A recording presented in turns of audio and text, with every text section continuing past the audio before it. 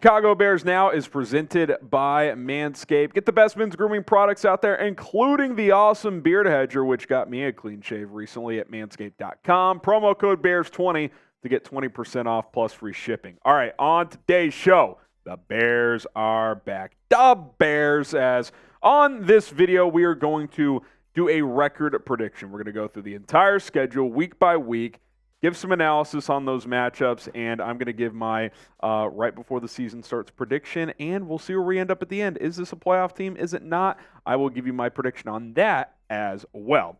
We're so back. I mean, we've never been more back than we are at this exact moment. Bears football kicks off next Sunday. We'll be live for that game as well. Like this video if you can't wait for Bears-Packers at Soldier Field, 4:25 Eastern, 3:25 Central Time in the great city of Chicago. So hit that like button if you're fired up. All right, just a reminder of the schedule, then we'll go individual game by individual game. Obviously, Green Bay at home to start, at Tampa, at Kansas City, return home for Denver in Week 4, at Washington in Week 5, Thursday Night Football there, a couple of home games with Minnesota and Las Vegas, and then Sunday Night Football against the LA Chargers out in Los Angeles. Second half of the schedule here, Week 9 at the New Orleans Saints. Producer Trace is in charge of our Saints content. He's fired up for that one, so am I. Week 10, Panthers, Thursday Night Football at home. That's a must-win. Back-to-back road division games before the bye week against Detroit and Minnesota. That Vikings game on Monday Night Football. Then out of the bye week at home against Detroit. So a 3-week stretch there against divisional opponents. And then you finish up at Cleveland, Cardinals and Falcons at home, and then at Green Bay in Week 18. Speaking of the Packers, that's where we kick off. Week 1, Packers, Soldier Field, at home. Got to take care of business. And I think they will. However, I think this game is going to be very, very close. The tension's going to be in the air. You're going to feel it if you're at that stadium or if you're at your home watching on TV. What's at stake in a Week 1 matchup for the Bears is huge here. I don't think there's a more important Week 1 game in the NFL than Packers-Bears, if I'm being completely honest. You've got to turn this rivalry around. I got the Bears winning 24-23. It'll be stressful. It'll be entertaining. It'll be up and down for both teams as both teams are in a new era in some sorts, especially Green Bay without Aaron Rodgers. Bears start 1-0. It is vital to win this opening week game.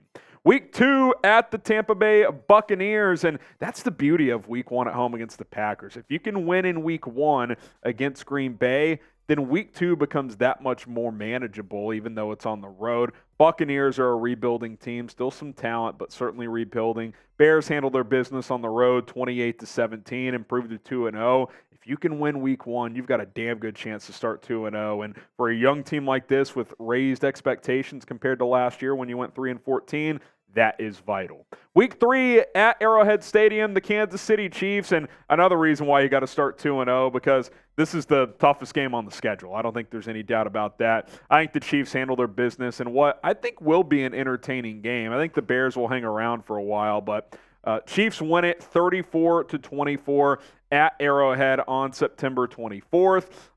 I just think that Mahomes will be too much for this defense. I think Fields and the offense will make plays, but that would be an uphill climb to go win that game. I'll tell you this, if you win that game, you are going to put people on notice if you're the Chicago Bears. Week 4 at home against the Broncos. I kind of view this as one of those 50-50 games, and you got to win more of those than you lose. I got them losing this one. Broncos 23-20. I think Russell Wilson will play better this year. I don't think he's ever going to get back to peak Russ, but I think with Sean Payton, he's going to play better. Tight game in Chicago. I just think Denver's got more veterans. Sean Payton's more proven in this league at this point than Matt Eberflus. So even though it's a first-year staff and a team coming off an awful year, Bears are also coming off an awful year. I will lean Denver in this one. Bears fall to 2-2. Now, if you could pick one Bears game to go to, Bears fans, this year, which one would it be? Maybe you're already going to some games. If you are, let us know which ones you're going to down in the comments. But maybe you're not able to go to one. If you could pick one, which game would it be? Go ahead and let us know. Maybe it's Week 5 at Washington. I don't know why it would be. That stadium's a dump. Commanders for Thursday Night Football. You got to get revenge after last year's Thursday night debacle against Carson Wentz in Washington. I could see this being another sloppy, choppy game, but I think the Bears get on top, get revenge this time. 20-17 over the Commanders. You should have the quarterback advantage, Justin Fields versus Sam Howell. I think the Bears find a way to sneak out a win on the road, which is not easy on Thursday Night Football in most cases. Week 6 against the Minnesota Vikings at home. This is one of those where on paper it's like you got extra time. You're coming off a win against Washington, but could be a letdown game. Minnesota's a veteran football team. Kirk Cousins, say what you want about him. He's won a lot of games in this league. I think they lose a tough one here. Chicago does. 27-24, Vikes on top.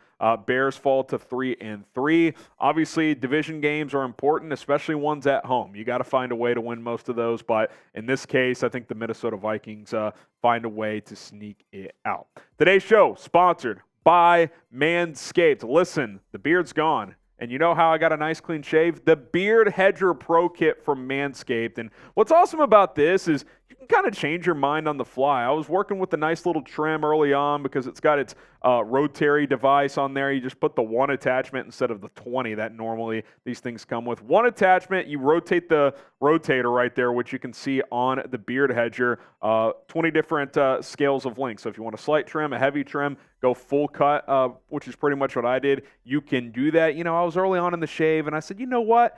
I'm going to shave mostly clean shaven here, and guess what? I'm not shaving the rest of the season. Maybe I'll do an occasional trim, and the Beard Hedger is going to let me do that. I don't have to fill up my drawer with all those attachments anymore. Promo code BEARS20 if you're looking for a clean shave or a nice trim. Beard Hedger Pro Kit's awesome. It also comes with beard balm, shampoo, conditioner, the whole 9 yards. You get the comb, you get the scissors, you get the brush as well. It's fantastic. Promo code BEARS20 at manscaped.com. That link is in the comments and in the description. Okay, the Las Vegas Raiders come to town. Last time the Bears played the Raiders, the Bears took care of business out in Las Vegas a couple of years ago. I think they do it again. I don't like this Raiders team this year. I think they're going to have a disappointing season. Bears 30-24. I think it'll be an entertaining one, a higher scoring game in Chicago, but ultimately I think Justin Fields will make enough plays.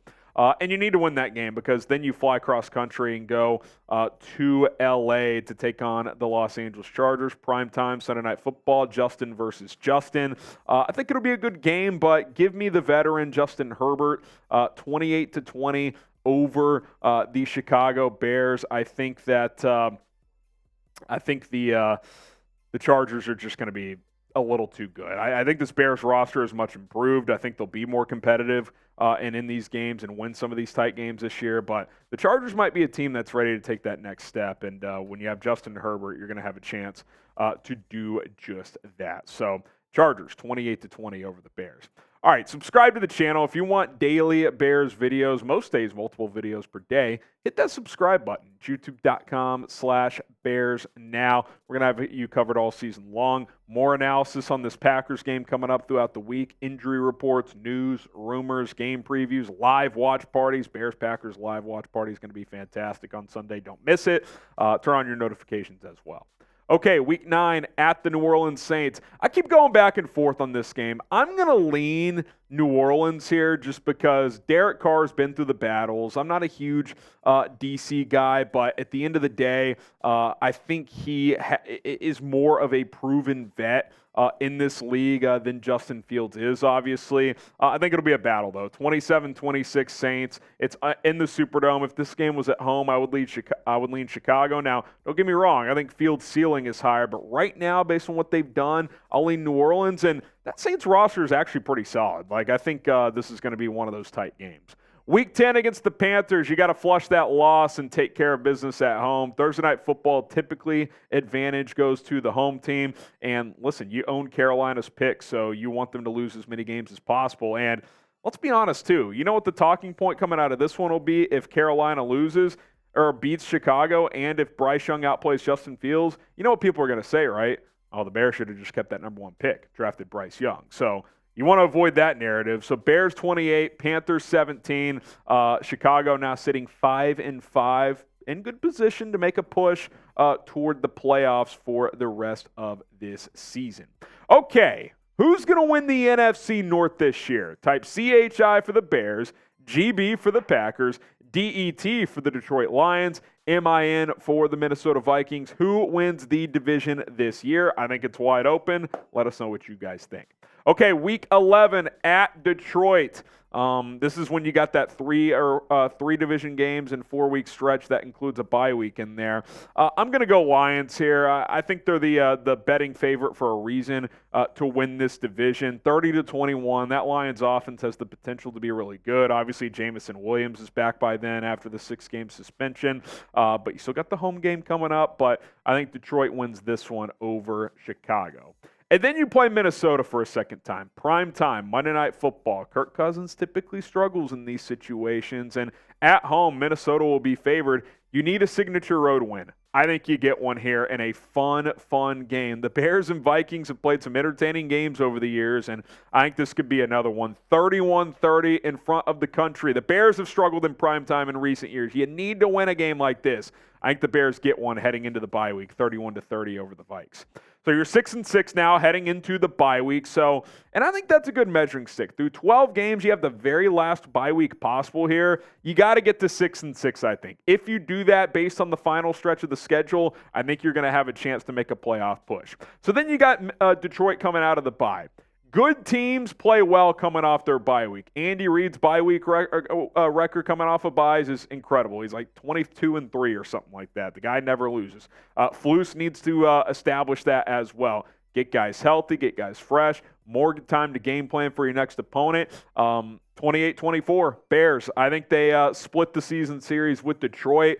And look, I think the way this division is this year, if you can at least split with all three opponents, like go 3-3 or better, I think you'll live with that. And getting the split with Minnesota and Detroit so far, you got the early win over Green Bay based on what I've done with my predictions here. You're already 3-2, so you're in a good spot. Week 15 at Cleveland. Another tough game. I think the Browns are loaded. If Deshaun Watson gets back to being 85-90% of the quarterback he was before all the sexual assault allegations and missing most of 2 years, if he gets back to being close to that level, that roster's ready to go contend. Now, I'm not completely convinced, but even if he's not great and just solid, like on the road late in the season, it's obviously the Bears are used to that type of weather, but that roster is a beast. I like the Bears roster. It's not to the level of the Browns yet, though. 7-7. Browns take care of the Bears 31-23. Week 16 against the Cardinals. This is the 2-week stretch late in the year where you just have to win. We'll get to the Atlanta game in a second. But Arizona comes to town. They're already tanking. I mean, number one, if you guys have seen any of these clips from Jonathan Gannon, their head coach, he is an absolute joke. Like, I'm not joking. I think I'd rather have Matt Nagy than him as my head coach. Like, it is bad. He's just a cornball. I don't think Kyler plays this year. Clayton Tune stinks. Josh Dobbs ain't it. 35-16. You got to drop the hammer in this game. This is a rare game on an NFL schedule where going into it, you're like, we should not be concerned at all. It's at home. The Cardinals coming into cold weather. They're used to playing indoors or in hot weather conditions. They're a bad team, a bad roster. They're tanking for Caleb Williams. Drop the hammer on them. 35-16. I think the Bears smoke them to get to 8-7. And then you got the Falcons at home. Look, Atlanta's trying to win. They're competitive, but Desmond Ridder is basically entering his rookie season in a lot of the sense of the word. I know he's there last year, but didn't play that much. You need to win this game at home. And I think it could be one of those stressful games, right, where you're on the fringe of being a playoff team perhaps, and Atlanta comes in. They're a scrappy bunch. Ryan Pace, who's part of that front office now, they invested into that roster. But I'm not a Ridder believer. And if you have the better quarterback and the rosters are comparable, you should win, especially when you're at home. 9-7 heading into the final game at Green Bay. What did I say earlier? You got to split. Well, you already won the first one. I'll give Green Bay the nod here. Listen, this is all just you're doing it off the cuff, right? Like when you get to week 18, a million things are going to have changed. Injuries, how do teams look, this and that. 28-27 Packers in this one. Look, a split is better than where you've been in recent years. You've been getting swept by Green Bay. So 9-8, which is going to have you right on the bubble probably of making the playoffs in the NFC. I don't think 9-8 wins the division in the North. I think you probably have to get to 10 to have a chance. But what say you? Does a 9-8 record get the Bears into the playoffs in the NFC this year? Type Y for yes, type in for no.